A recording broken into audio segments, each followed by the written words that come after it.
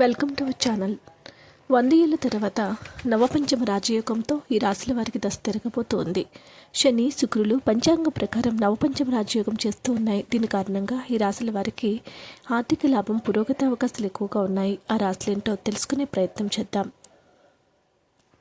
గ్రహాలు కాలానికి అనుగుణంగా రాశిని మారుస్తూ శుభ అశుభ యోగాలను సృష్టిస్తూనే ఉంటాయి. ఈ యొక్క యోగాలు ప్రపంచంతో పాటు అన్ని రాశులకు ప్రభావితం చేస్తాయి. 100 సంవత్సరాల తర్వాత శుక్రుడు మరియు శని నవపంచమ రాజయోగాన్ని ఏర్పరచిపోతూ ఉన్నాయి.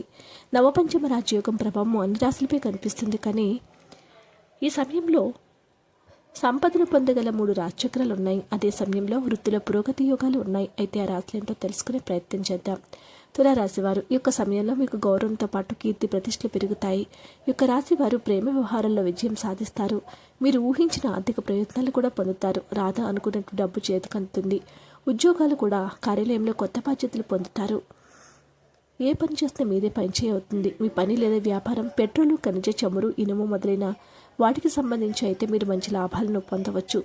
Hotel line, modelling, film line మరియు ఆర్ట్ ఫీలింగ్ సంబంధించి వృత్తికి కలిగి ఉన్న వ్యక్తులు మీరు పురోగతిని సాధించబోతూ ఉన్నారు.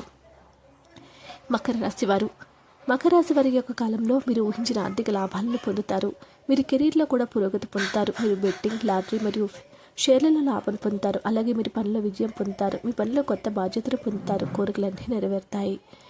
కుంభరాశి వారికి యొక్క అద్భుతమైనటువంటి యోగాలు త్వరలో రాబోతూ ఉన్నాయి. మీరు ఈ వాహనం లేదా ఆస్తిని కొనుగోలు చేస్తారు. మిమ్మల్ని అదృష్టం వరిస్తుంది. మతపరమైన శుభకార్యాల్లో పాల్గొంటారు. విదేశాల్లో కూడా ప్రయాణిస్తారు. అలాగే ఈ కాలంలో మీ గౌరవ ప్రతిష్టలు పెరుగుతూ ఉంటాయి.